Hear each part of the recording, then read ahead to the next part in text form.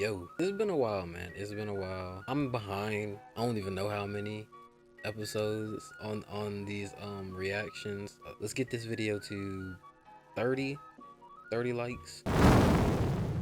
Hello Internet, welcome to Game Theory, and officially page 7 of the FNAF timeline script. Last time we covered the origins of Freddy's. We talked about William Afton's childhood dream project of making a singing bear come to life, and the infuriating moment that his dream is copied by a rival restaurant franchise looking to steal away his success. The merger of the two franchises results in William meeting Henry, a brilliant designer with a knack for robotics. Working together, they make Fredbear's flourish, spawning popular Saturday morning cartoon shows, toy lines, and spin-off restaurants under the Fazbear name. When last we left him, Afton was thriving, the world of robotics opening his eyes to new and exciting ways of bringing characters to life. Bringing things to life, yeah, that was his core driving force, his passion. And it was this very passion that would mutate, twist, and morph from here on out in the story. Because with life, there is inevitably death, something that Afton would become intimately familiar with. But before Afton acquaints himself with death, I want you to take some time to acquaint yourself with our newest channel. I'm not promoting, he ain't promoting. We gonna go ahead and skip right on through that. Boom. Let's get it. 1983. Business was booming with two whole restaurant franchises running, Fredbear's Family Diner and the newly opened Freddy Fazbear's Pizza. Together, William and Henry had been able to take the hybrid suit idea and make it into a reality. They called their new invention the Springlock suit, and fittingly enough, it was symbolic of the partnership between these two men. A human suit as designed by William that could become a freestanding Henry-style robot. But because it was still new tech with kinks to work out, the rollout was limited, restricted only to the Fredbear's Family Diner location. All of this meant that William was busier than ever. He didn't have time to be a full-time parent, so he designed a nanny cam system where cameras and speakers were hidden throughout the neighborhood, as well as in his youngest son's favorite toy, Psychic Friend Fredbear. I mean, plushy Fredbear. But since cameras just weren't enough to raise a kid, he also left childcare duties to his eldest son, Michael. There was just one problem with that. Michael was far from the best babysitter. He tormented his younger brother by jump-scaring him with a foxy mask and constantly left him behind. William watched all of it from his cameras. Kids would be kids. Tomorrow was another day after all. Except Michael's torment didn't stop. Bitter, angry thoughts would run through Michael's mind. Why did he have to be the one to take care of this whining crybaby all the time? It just wasn't fair. It was time that he got even with his brother by playing the ultimate prank. A prank that just so happened to be on this crying child's birthday. He and his friends would take his scared little brother and make him do the one thing that he was terrified of doing, getting close to the animatronics. That would be embarrassing for the kid that was such an Yo, but here's my thing, bro. I'd be scared too. Like, you gotta think, these are 7'5" animatronics, bro. That's like meeting Shaq. I mean, you just gonna walk up to Shaq and you gonna walk up to his big ass and be like, yo, Shaq. Embarrassment to him. His brother squirmed, screamed, kicked, and fought, but just as they were putting that small, squirming boy up to Fredbear's lips, the mouth snapped shut. The sensitive spring locks inside the body had been triggered by the boy's movements, and they'd immediately clamped down. The wriggling stopped. The boy went limp, but it was just a prank. It was meant to be funny. The boy was taken to the hospital and was immediately given an IV. Flowers and pills filled the nightstand next to his hospital bed, but the damage was too severe. He couldn't recover. As the younger brother's consciousness began to fade, he could hear Michael's last words, a small and flimsy apology. But his father, Williams, through the voice of the Fredbear plush, were a firm and committed promise to a dying son. You're broken. I will put you back together. This would not be the end. No matter what, William's son would live again. It would just take time. Time that, right now, he just didn't have. His young son's heart flatlined as the boy faded into the inky unknown of the afterlife. In the aftermath of the tragedy, changes started happening around the restaurants. Kids were now required to wear security wristbands to prevent anyone from getting outside without parental permission. Any kid who approached the exit without permission would have to answer to the security puppet, a marionette on strings that could fly around on rails across the restaurant to stop kids in their tracks. It was William's idea, inspired by Michael constantly leaving the restaurant without his brother. In the wake of Fredbear's Springlock failure, all the hybrid suits were getting retired, locked away at the nearby Freddy Fazbear location. It was yet another tough pill to swallow after all the hard work that he and Henry had put into them. William would eventually bury the boy's small body in a remote location out in the woods right alongside his drive into and out of work every day. The death of this little boy sent the family spiraling. His wife, crippled with grief, was so distraught that all she could do was sit and watch TV. But his son Michael was far worse, complaining of seeing hallucinations of a golden bear standing outside of his window. window. The boy was so racked with guilt that he was convinced that he was being haunted by the ghost of his brother stuck inside the suit that took his life. The suit's three-toed feet digging into the wet earth. The words, "It's me," ringing through Michael's ears. Some nights, Michael would even go so far as to break out of his room to check the gravesite and ensure that his brother was still there. As for So he had PTSD because he was the reason his brother died. How does the "it's me" get there? It's like the connections are there, but it's still like I'm trying to piece it together, you know?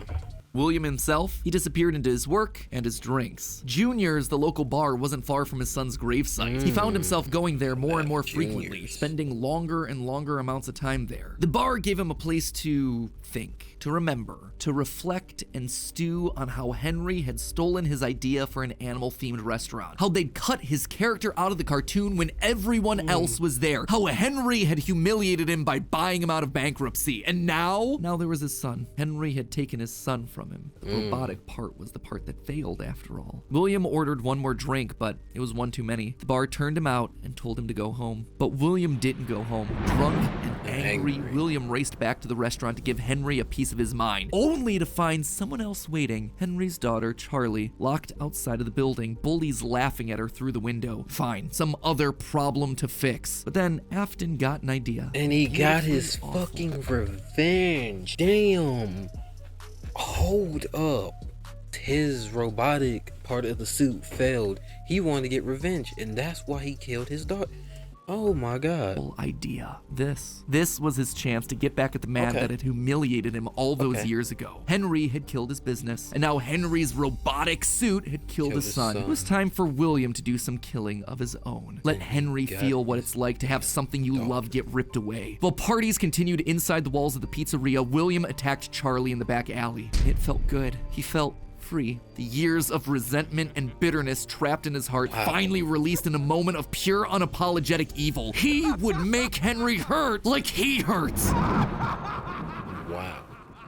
And in that moment, William became a killer. He dropped Charlie's lifeless body and drove home, forced to confront his family problems later that night, appalled, but also a little excited by what he had just done. Charlie's death would remain on the books as a random act of violence. And though Henry had suspicions about William, there was no physical evidence, nothing that could link him back to the crime. In the weeks that followed, Fredbear's Family Diner would close for good. 2 high-profile deaths around the restaurant with 2 grieving owners in such a short period of time was just too much bad press to handle. Besides, Freddy Fazbear's was still open, and it was the newer restaurant anyway. All the equipment from the diner, including the old yellow suits and security puppet, would get retired to that location, and there they would sit for 2 uneventful years. The rest of 1983 and 1984 were spent quietly grieving. Freddy Fazbear's Pizza and the new cast of characters were a hit. Tragic memories of their yellow predecessors quickly faded. Afton kept a low profile and buried himself in work and research, quickly reaching Henry's level of engineering and even surpassing him. And while Henry slowed down to grieve, Afton kept going, even starting his own company, Afton Robotics, for all those pet projects that were a little bit too experimental for the regular operations of the pizzeria. The first of these experimental projects was a secret workshop under his house, a veritable bunker, which allowed him to work while still monitoring his kids via hidden security cameras. 1983. A passcode that served as a constant reminder of why the cameras were so important, why he was down there in the first place. This was all to fulfill the promise that he had made to his son, right? I will put you back together. This was for him. He said he would all put for him him, back together. right? Hold on, first off, that's some great ass art. I just want to say that, bro. That's some great art. But cameras weren't enough. He needed to solve the runaway Michael problem. He had to keep him in the house. He couldn't have another one of his kids wind up dead inside of an animatronic suit. So why not run a little experiment on Michael? You see, all this work with Henry had gotten Afton to start learning more about life, robots, the human mind, and what a fallible machine we as humans were. Our reality is so easy to manipulate with a few sensory deceptions. Deceptions like sound. With just a few sounds, he had discovered that he could alter a person's vision. He could transform blank, smooth plastic robots into lumbering, twisted. See, now that's kind of That's kind of like where I'm kind of drawing it at, like what the fuck is happening here? Nightmares. Nightmares far scarier than he could create with actual materials. They would appear organic, rotting, putrid, terrifying. These would be his means of keeping his son Michael in the house where he belonged. Was it extreme? Maybe. But then again, this was the boy who had killed his son. He would make him sorry. And so Michael would grow up not only dealing with the memories of his own guilt, the hospital room, the pills, the flowers, the death of his brother, but also facing literal nightmares, illusions created by sound. Michael would never forget these either. Years later, as a security guard, he would still draw pictures of them inside of his logbook. But all of these extra projects meant that his home life suffered even more. He was an absent father and a non-existent husband, leaving his wife cold and alone. Why do you hide inside your walls when there is music in my halls? What she mean by that? All I see is an empty room, no more joy, an empty tomb. And despite her repeated demands that he leave his office and engage with the family, he refused time and time again, leaving her no choice but to leave. You burned down my house? You call that a house? It was like a morgue in there. You need to see your son. The baby isn't mine. Well, how's this? I'm keeping the diamond ring. And through it all, there was one lingering feeling. William wasn't done. He had gotten a taste of what it felt like to be unleashed, what it felt like to be free. Charlie's murder had unlocked something in him, and he wanted more. June 26th, 1985. Putting on the golden Bonnie suit, he lured children one by one to the back room of the pizzeria when no one was looking. At first, he was cautious. He would lure them with promises of cake and cookies. He told them that their dog had died. He would ask for help with homework. What? Susie was the first. You never truly forget your first. I was the first. I have seen everything. But where to hide the bodies? He couldn't sneak out. Someone would see him. He had to hide them in a place where they'd never be found and where they'd never leave the building. They had to be stuffed inside of the suits. No one maintained those things anyway except for him. And so Susie would go into Chica. Fritz, Jeremy, and Gabriel would come next, but it was easy. It was too easy. And with each little life he snuffed out, his lies got bigger. Their house was burning. They're just being kidnapped. Until the last one where all pretense was off. He let himself get violent. Too violent. I'll just wait for him after school. Throw a bag over his head, hit him with a shovel, What? and drag him into the back of my car. The body of Cassidy was far more blood. Whoa, so he just straight up did Cassidy wrong for no reason. No wonder why they got that evil picture of her where she just looked like she about to go mangle dude. Are more bloody and broken than any of the I've been others. He wondering. let himself go too far. That one he shouldn't have killed. With no more active animatronics left, he shoved the body into the one suit that remained backstage. The long-forgotten yellow Fredbear, now broken and discolored with age. Broken, like Cassidy was broken, like his son was broken. Newspapers reported on this disappearance, naming the whole thing the missing children's incident. Police would even charge William with the crimes after finding security footage of the golden mascot suit luring kids to the back, but they couldn't convict him. They had no bodies, and his face had been hidden behind the mascot suit the entire time. What they had was circumstantial at best, and so he walked away a free man. But Henry knew the truth. In these murders, he saw his daughter Charlie all over again. So he threw Afton out of the company and shuttered the doors to the old pizzeria. Henry would keep the franchise quiet for 2 years. This would not happen again. This could not happen again. How could he protect the kids? Finally, he developed a solution. He would implement an even more extreme security system in the form of new animatronics, toy animatronics, inspired by the toys that they had been selling years ago. But these guys, these were special. They were a new breed of robot with facial recognition abilities. But most importantly, they're all tied into some kind of criminal database so they can detect a predator a mile away. All the original animatronics, now withered with age, were moved to the new location. With a plan in place, it was time to try once more. The year was 1987, and the new and improved Freddy Fazbear's Pizza was making headlines in local newspapers. Headlines that just so happened to catch the attention of William Afton. Freddy's was back, and without him, that was his idea, his character. Henry was, yet again, trying to cut him out of the picture. No. As long as these restaurants stayed open, William would always come back. Then he noticed the phone number to apply at the bottom of the article. $100 a week to apply. $100 a week? Afton would go back, not at Would you risk your life for $100 a week though? Like $100 a week, what am I gonna do with that, bro? Like, I mean, money's money, but still, like, As an owner or co-founder, he would go back in the one place that they would least suspect him, a lowly day shift security guard. And there it was, buried in the back of parts and services, mixed in with the old withered animatronics, was the golden rabbit. With the yellow security badge still on his chest, he used his crank to pull open the spring locks. It was time for Bonnie to give an encore performance. Someone used one of the suits. We had a spare in the back, a yellow one. Someone used it. Now none of them are acting right.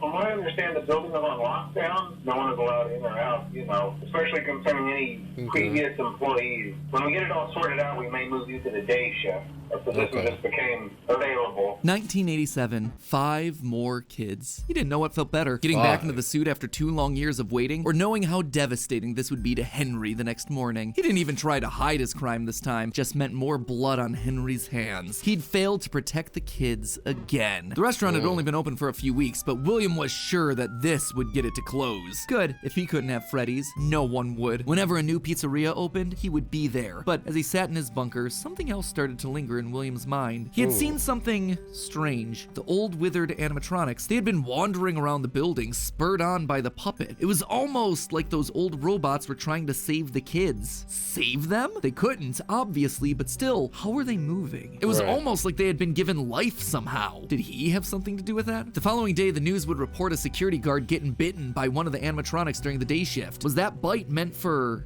him? William's curiosity was stronger now than his bloodlust. He had to learn more, but how? There was no way he'd ever be able to get inside another Freddy's pizzeria. Heck, there was practically no way a Freddy's would ever open again. He needed to create something new, something brand new. He needed to create his own pizzeria. Due to the massive success, and even more so the unfortunate closing of Freddy Fazbear's Pizza, it was clear that the stage was set, no pun intended, for another contender in children's entertainment. Circus Baby's Pizza World. This would be the place where he could continue his work. No longer just murdering, experimenting. He needed more kids, and he needed them alive. And knowing that he couldn't show his face on the restaurant floor, he needed a way of remotely capturing his victims and preserving them for his work. With that goal in mind, he designed a new breed of animatronic. Their endoskeletons fluid and flexible. He equipped them with sound lures that could mimic voices. They could isolate children. They could incapacitate and contain them with zero direct input from him. It was brilliant. He was brilliant. Far beyond the simple bars and wires of Henry's designs. That like Freddy one, 6 foot, like 380.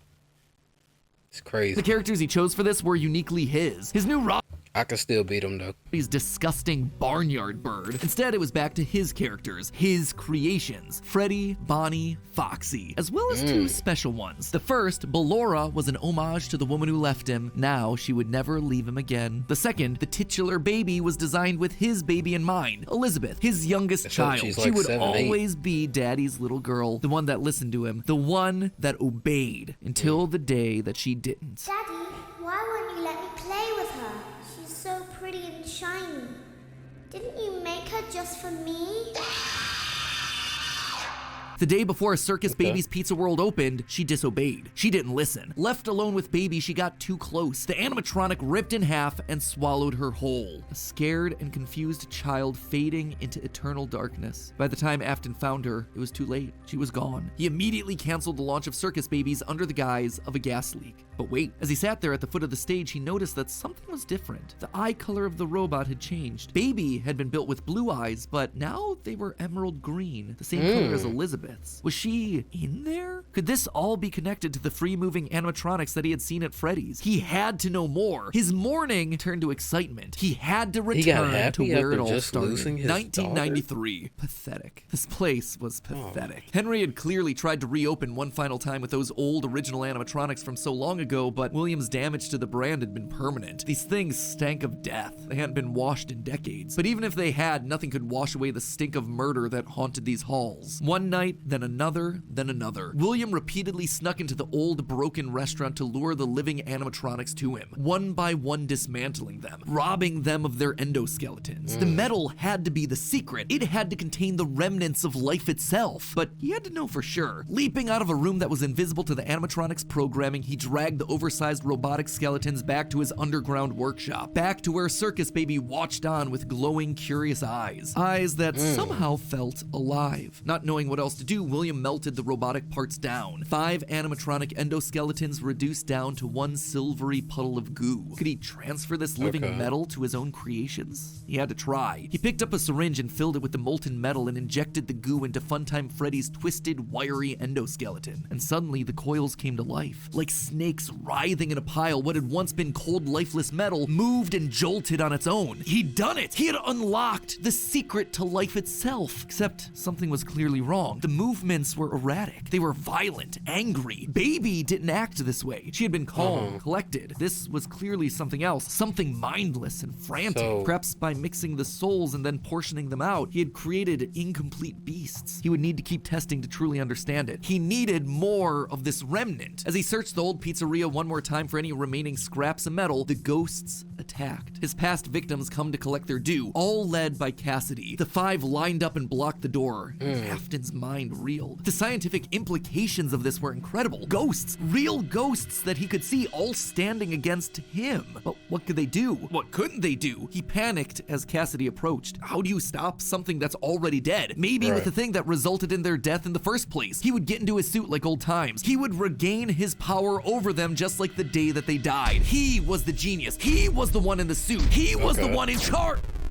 The spring lock snapped into place. Maybe it was his frantic movements. Maybe it was the leaky abandoned restaurant. Maybe it was just fate coming to collect its due. He didn't know. The only thing he did know was that his brain was suddenly filled with searing white-hot pain as hundreds of metallic pins and gears stabbed into his body from all sides. All he could do was collapse, blood slowly oozing out of the suit and pooling onto the floor around him. It couldn't end like this. It wouldn't end like this. His work was unfinished. Unable to move, his only option was to survive, to live, to keep living. It took days lying in his own blood, but eventually someone found him, a security guard making a normal report. When he saw the animatronics torn apart in the middle of the party room floor, it caused him to file an immediate report of a break-in. An owner would have to come in and claim the damage. And who else would it be other than Henry? Hope jumped in Afton's heart. Henry would see him. They were partners after all. He would be the one to help save him, to get him out of this suit, to relieve him from this tremendous pain. Henry entered the secret room. His eyes fell on Afton sitting there in the pool of red, and Henry, saying nothing, turned and walked away. This is just to inform all employees that due to budget restrictions, the previously mentioned safe rooms are being sealed at most locations, including this one. Nothing is being taken out beforehand, so if you left anything inside, then it's your own fault. Management also requests that this room not be mentioned to family, friends,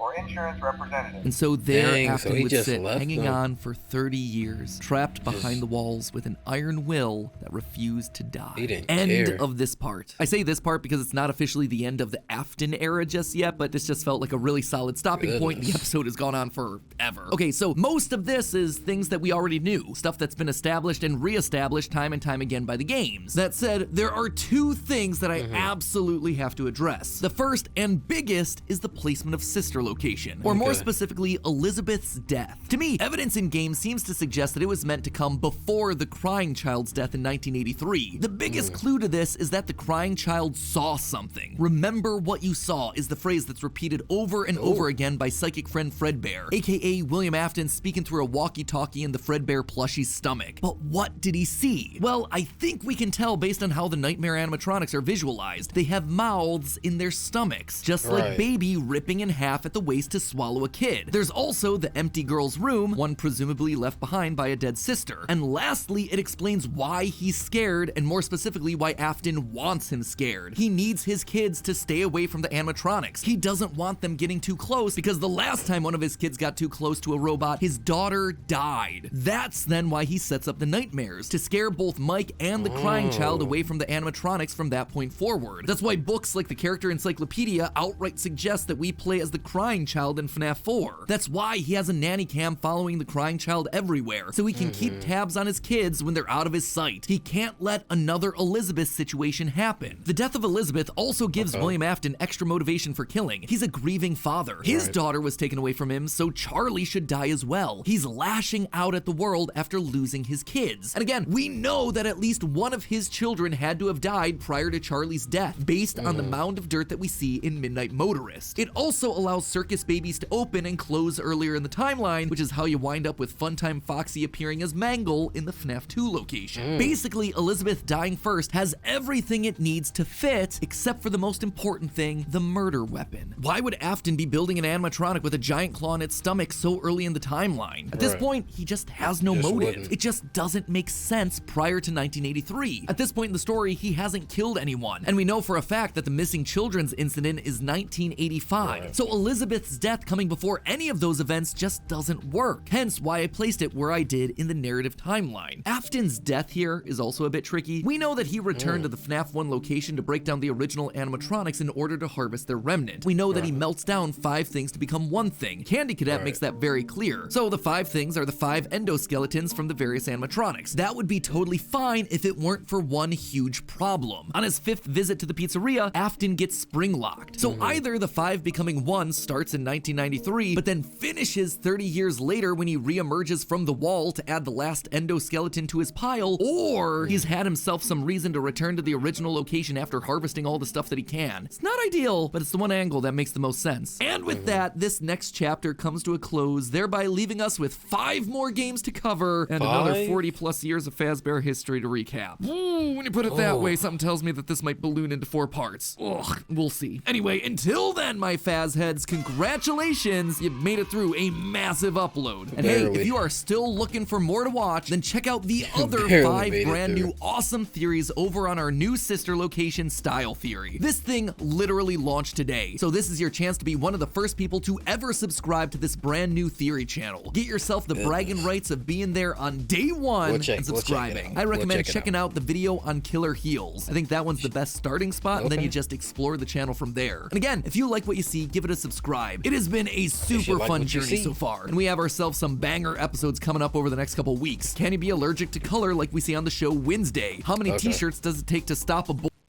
An open mind, you're gonna love what you see. And as always, my friends, remember, it's all just a theory. A game theory! Give me a week or 2 to recover from this launch, and then we'll finally finish this FNAF theory up. There's already like, and I mean, there's already like a couple of them already out, and there's other videos too, like that I'm behind. Like look, bro, I'm behind, bro, on everything. I'm just behind. You guys want me to? Ooh, I kind of want to look at the Walton files. That does look kind of good. If you guys really want me to, you know, get back into these reactions, you know, it's summer. I'm gonna be free, gonna be out of college and everything, so you know I can really go and be consistent with them. But let me know, you know, you guys want to see just reactions, and maybe let's do another channel for gaming or something like that. But 30 likes minimum, and we'll get into another one, bro. But I'll see you guys in the next one. Peace.